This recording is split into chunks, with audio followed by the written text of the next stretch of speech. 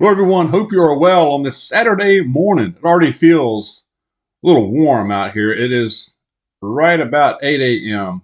as I record this. Mrs. Dawg and I are about to go out there here in a little while and try to get a little work done before the heat is on too much. I know it got up to 106 yesterday, and I tell you what, it took the starch right out of this dog. I mean, I worked yesterday, work in the community, so by the time I got home, I was done. I was done, y'all.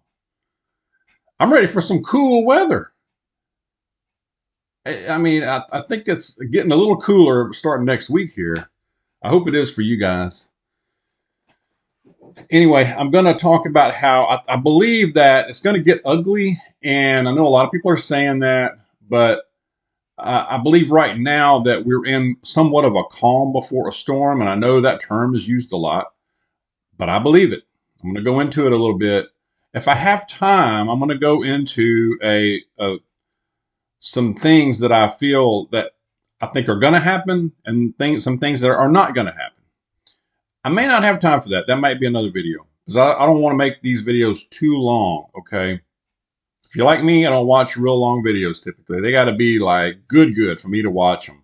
Long ones, that's just the way it is. I mean, time is, it gets away from you. So, I will talk about this and how it's going to get, why I think it's going to get ugly. I do have a passage from Revelations I'm going to share. I don't go into Revelations that much, but I will for this time. So stay tuned for that. But first, there's a couple of things I was noticing just a while ago, looking at some news.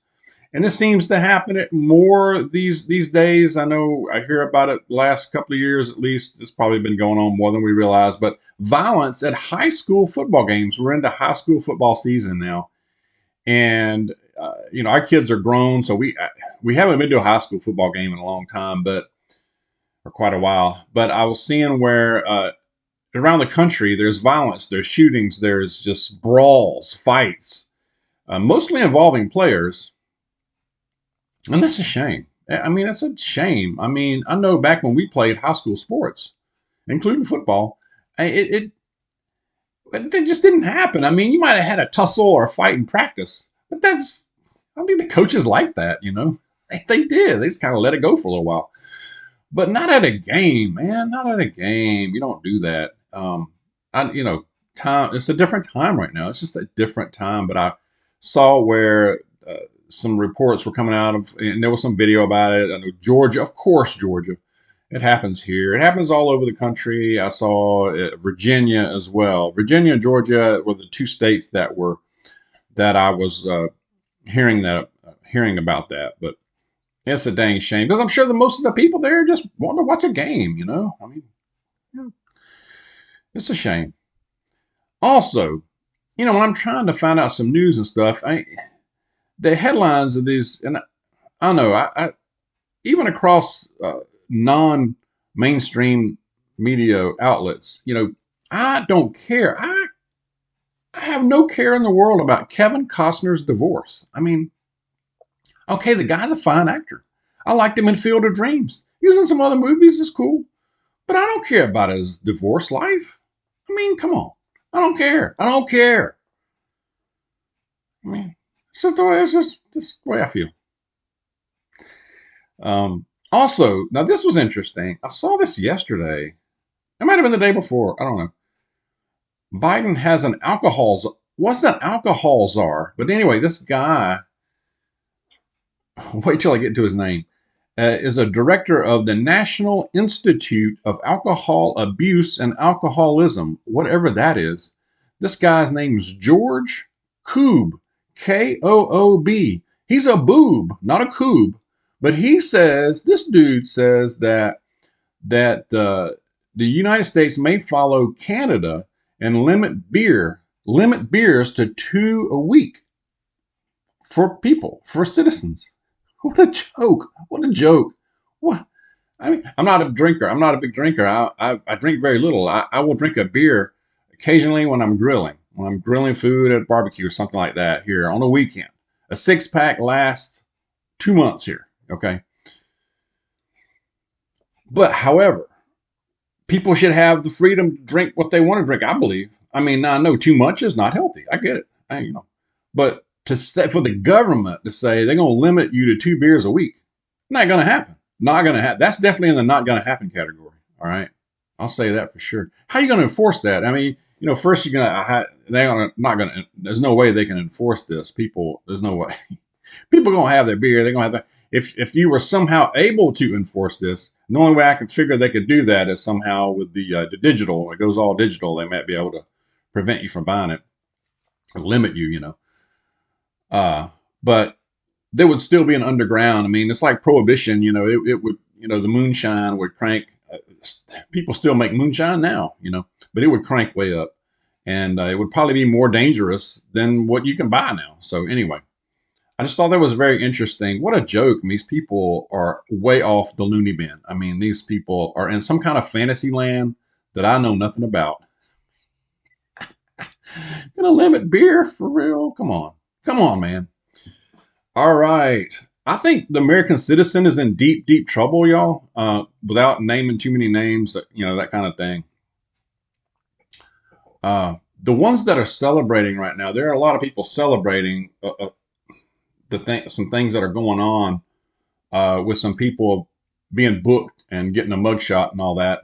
And I'm not here to endorse them or the opposite. I'm impartial in this opinion, but my point is, no matter what side of the aisle they're on, to do something like this under these circumstances and all, just when you look at the whole picture, with a sensible point of view, it sets a terrible precedent. It's going down a super dangerous road, and even the people that are celebrating it now don't realize what's going on and what can happen from this. Hopefully, it doesn't, but what they don't realize is they're going to come for you too. This is through our history. I mean, the first thing it makes me think about was the second revolution of Mao Zedong in China. A cultural revolution that is very dangerous. And I fear that's what we are into. That's what we're seeing. Hopefully it can be stopped. I don't know if it can. But they're going to come for you too, man. And I believe the First Amendment is all but gone, sadly. We are living in a time where just simply disagreeing with something or challenging something, asking for a redress of grievance can get you in jail. It can get you arrested. It truly can. So if this can happen to that person or people, you know what I'm talking about, what's to stop it from happening to you? Nothing. Nothing can stop that.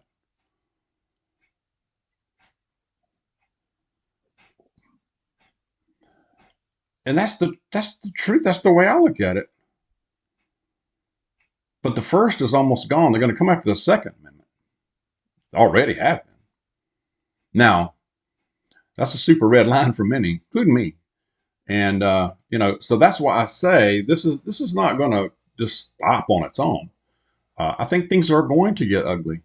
I mean, if you really look at it, I mean, if you could just wind the clock back, okay. And I was watching a video from Victor David Hanson. This guy is just sharp as a tack. This guy's smart, but he was talking about some of this. And if you would just turn back the clock and say, and go back 10 years and say that if I told you 10 years ago that if you just simply disagree with something, you could be canceled. You could have your bank account shut down. You could be fired from your job. It's because you don't agree with something. You wouldn't believe it. You wouldn't believe it if I told you that 10 years ago. If I told you 10 years ago that just simply practicing your faith in public could get you in trouble, you wouldn't believe it, would you? No, I wouldn't have believed it. I would have said that's something far down in the future. If I told you 10 years ago that in 2020, that there would be that every major American city would be on fire for weeks on end, that a federal courthouse would be attacked, that almost made it into the White House. And it was basically just allowed to happen. And there were no consequences. That statues, that federal property, state, federal, was just destroyed uh, with impunity. Looting on a grand scale with impunity, just, no consequences. And nobody would get in trouble. Where are the arrests for that? You wouldn't believe it if I told you that 10 years ago. You wouldn't believe it. If I told you 10 years ago that in 2023, late 2023, that looting, that retail stores are just having to close and move out of cities because of the rampant crime that's just allowed to happen. You wouldn't believe it. If I showed you a picture of downtown San Francisco or Los Angeles in certain areas, in a lot of areas, Hollywood, if I showed you those pictures 10 years ago, you wouldn't believe it. You wouldn't believe it. I wouldn't have. And I could go on and on. That's just a few. That's a long list. If I told you 10 years ago that if your household income is, I don't know, I can't even, it depends on where you are, but for the majority of people, for over half the people, housing is really, it's not affordable anymore. That an average new car is $40,000 to $50,000. You wouldn't believe it. You wouldn't believe it, would you? Grocery prices would double, more than double. I think things are going to get ugly. I think way more than they already are, on a scale that we've never seen in our lifetime. And on a scale that I believe that I've always believed that I wouldn't live long enough to see it. I'm like, well, that's going to happen in the future. That's going to happen probably in my grandchildren's lifetimes, but not in mine. I'm not going to see that. I think we're going to see it. And I think it's all coming to a head in 2024, especially during that election. If we even get there, if we even have one. A lot of people are saying, Dawg, we're not going to have a 2024 election. I don't know about that. They may be right. They may be right. Right now, I would say that there's a lot better chance that we are going to have one. I don't think it's going to make a difference. I think we'll see something similar to the last time. But I don't know. Let me know your thoughts on that. But I believe things are coming to a head then, if not before. And that will be ugly. Okay. Ugly. Ugly on, I can't, I'm not going to use the words that are in my brain right now on this here because I want to keep it family clean. Okay. I really do. And I've always done that. I'll continue to do that. But I really do believe that. So I don't want to make this video too long. I'm going to get to my passage here, but share your thoughts on this. This is just something that's been on my mind. I think we need to prepare the best we can for it. I know we're all preparedness people, most of us, I'm sure, but even if you've never started, prepare, start getting 3 to 5 extra items, 1 or 2 extra items when you go to the store. Build up your provisions. Okay. The best you can. Self-protection, self-defense.